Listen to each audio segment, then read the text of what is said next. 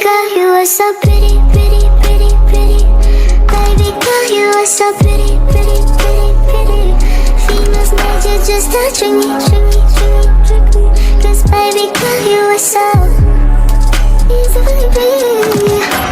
The only reason that I can do tonight is cause I know you were invited. The only reason that this dress is skin tight is cause I thought that you would like it. I'm only come for the secret outside because I want you to like that. The only reason I can do tonight is because I really like you.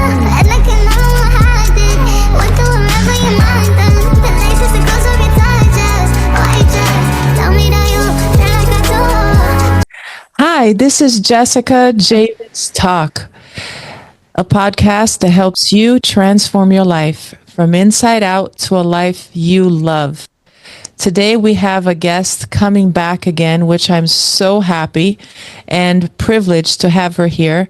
And we're going to be talking about forgiveness, which can be a tough subject to talk about. So please help me welcome here Dany Bastos. Welcome, and please share a little bit about you, Dany. Hi, Jessica. Thank you for having me back. I'm so honored. So, I'm Dany Bastos. I'm an author of the book How to Empower Your Kids. I'm a therapist, a couples therapist, systemic coach, and life coach.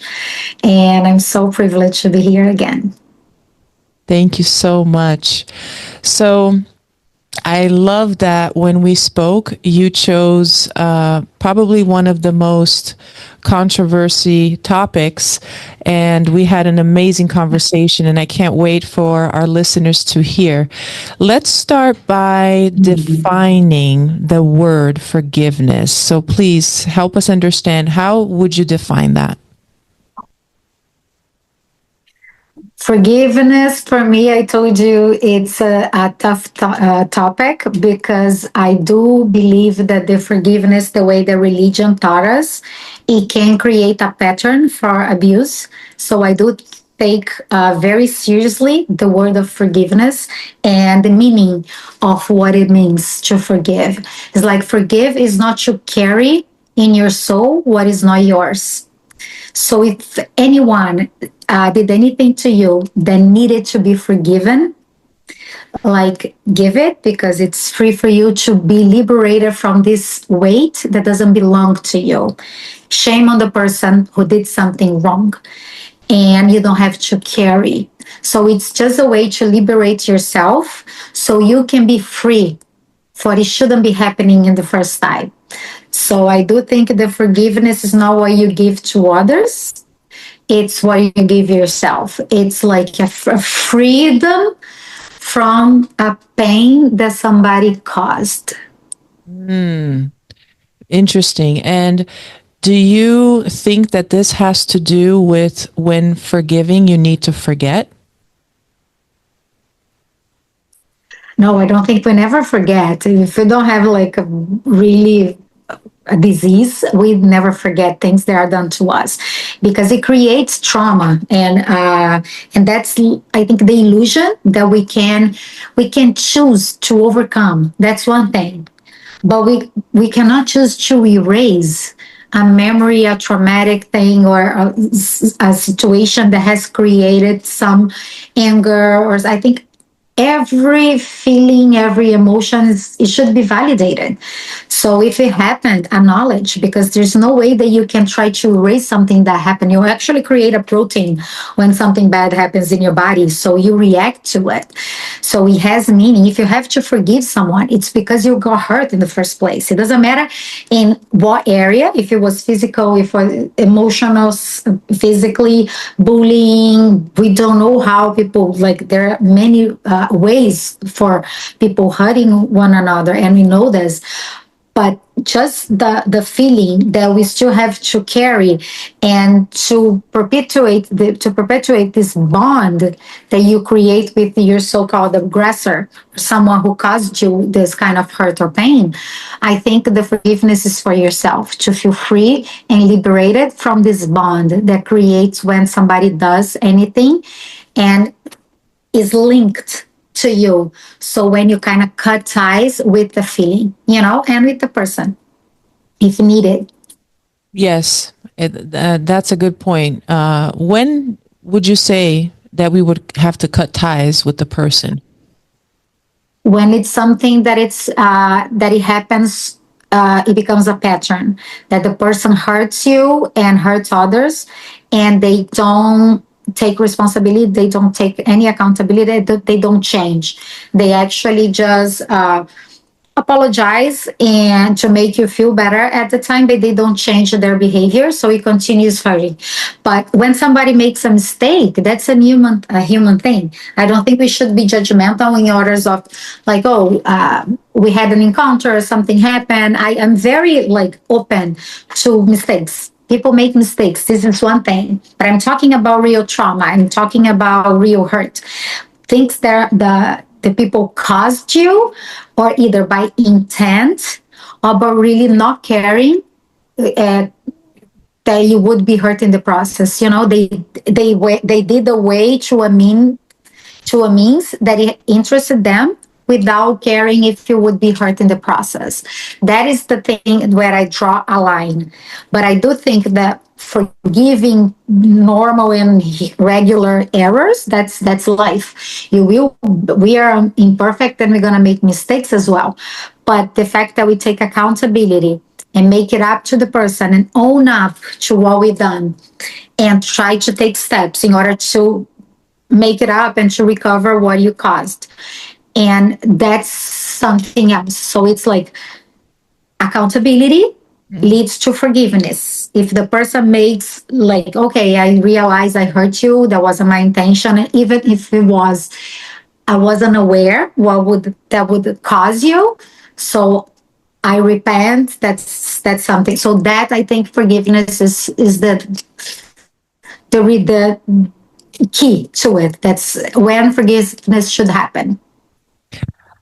What I hear a lot of people, Dany, saying is that they don't know when they should continue investing in the relationship because they don't want to just walk away and give up.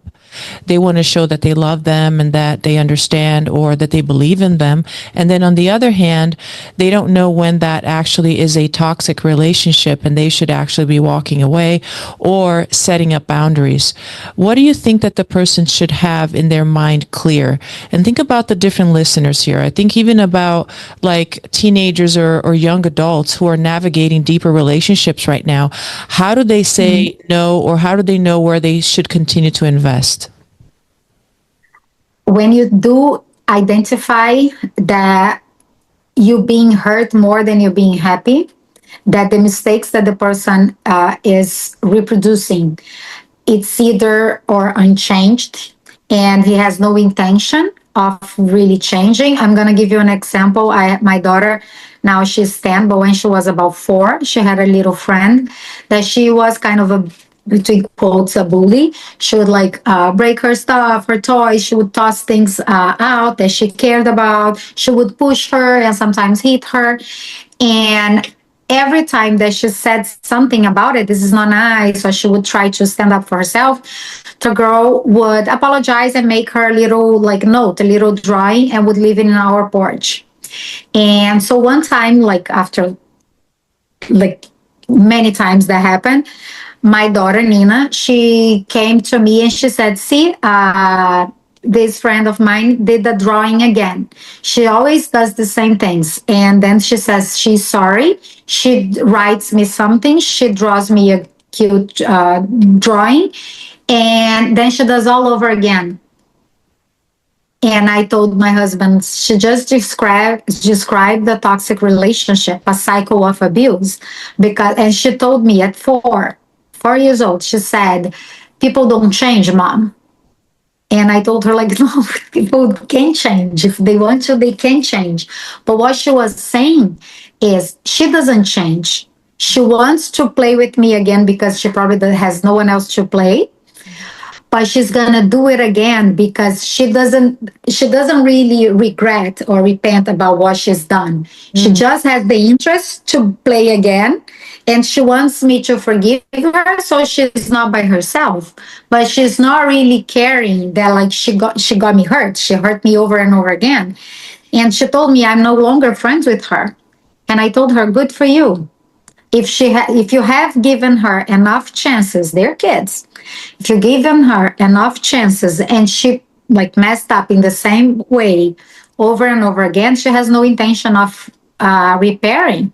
She has no intention of changing, and that's what I told my husband. This is very what happens is very special because we can't. She just described the cycle of abuse, and the fact that she realized at such a young age that she didn't need to be in that position of taking like things after things and bullying and everything and stay in the same position because she needed her friend or she didn't want to conflict, she didn't want to like have to stand up for herself because these are things that are uncomfortable, Hmm. and that she decided, and she was no longer friends with the girl. So That's amazing. forgiveness did not have way there because she realized the girl didn't change. She just apologized, but she had no intention of doing it differently. That's key. So that's, I think, key. That's the key. Yeah, and I think this is a great story for our listeners to take away with them so they can know clearer what the boundaries are. Thank you for sharing that personal story. How important is forgiveness for personal growth? I think it's actually necessary. You cannot live in anger. You cannot live in frustration. You cannot live with the trash that people created in your life, in your mind, in your heart. So you do have to be able to understand that people grow at different paths and they sometimes are not aware of the things that they are creating. They follow a pattern. Sometimes they have unconscious loyalty that comes from their parents. A lot of us had childhoods and relationships that were quite dysfunctional, and then now we are way more aware. So information is power. I do have a lot of empathy for people who did grow up with toxic relationships all around them. They grew up with parents who are narcissists and who like abuse them in many forms, and they repeat those patterns, and they know that they were hurt by it, but they don't know how to do it any differently. So I am very patient and empathetic with people that are trying to change. They are trying to create this consciousness. They want to like pass on loving and caring and nurturing environments rather than hurtful and like dysfunctional and toxicity. So I do know that people need us to be understanding and comprehending that not everybody had the same opportunities in life and same privilege to grow up with parents that gave them what they needed, that they felt loved and safe enough to express themselves like freely. So I do think the forgiveness is key to have relationships because people will mess up. People will need you to be kind. I love one point that you just said, Dany, about importance for growth is for that person to seek help or to want help because they don't know how. And that's so important because sometimes people might hold back. They might say, you know what, I'll figure this out. I'll do it on my own. Or they don't even want to face it. So they don't want to go through that work. And that just sets their life back so much and their journey of growth and true happiness and to live a life that they love. So if the person is willing to just say, you know what, let me investigate this. Let me try to see if I can get help. That's probably the biggest step that a person can take towards a better life and a happy life. So it's important that they have the right support system, just like you described, such as professionals as you. So that's very, very important. Why would you think, Dany, that sometimes it is harder to forgive ourselves than to forgive somebody else? I do think it has a lot of unresolved issues that makes us feel like we have a metric that we have to perform. We have to like we are very harsh on ourselves more than other people, and that's why we start forgiving ourselves and be kinder with ourselves, like self love, self kindness, self nurturing. not taught all of that. This is something that I teach my kids. I have two daughters, and I do not criticize myself in front of them. I don't tell them that I feel that I need to lose weight or that I need to improve this or that. I'm always like my best version, doing the best that I can, like forgiving myself, taking time for myself, allowing myself to grow and like repairing mistakes. I apologize. I do everything that I think I should be doing. I do not raise them with punishment. In my book, How to Empower Your Kids, it's all about positive reinforcement. And instead of criticizing them, letting them know what's the right way to do it is. Sometimes we reprehend our kids, and that's why we are so harsh. Criticism feels very familiar because we grew up with teachers that were strict, parents who were strict, that we didn't feel free to express, we didn't feel free to show emotion.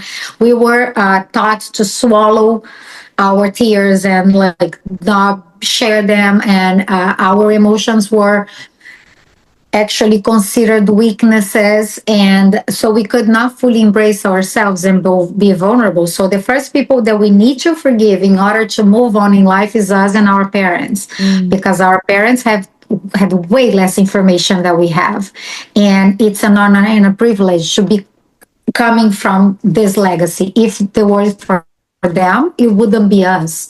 So we literally owe them. It's not like, oh, I owe them my life. If it wasn't the two of them getting together in whatever circumstances that brought them together, it wouldn't be me. So I wouldn't have my kids. So everything it's about forgiveness, because they received so, way less than we received, and they did the best that they could. So we have to start doing this work of forgiveness even with our ancestors before us. That's very important. Wow. And to realize that that's how far you have to go and able to continue your growth. So what practical thing can you leave our listeners with today if they are holding perhaps a grudge or a pain towards somebody else or even within themselves?